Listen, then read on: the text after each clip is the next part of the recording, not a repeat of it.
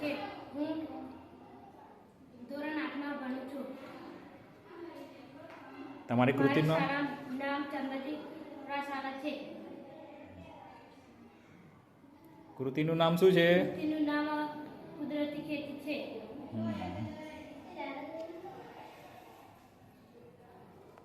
કુદરતી ખેતીમાં તમારું નામ?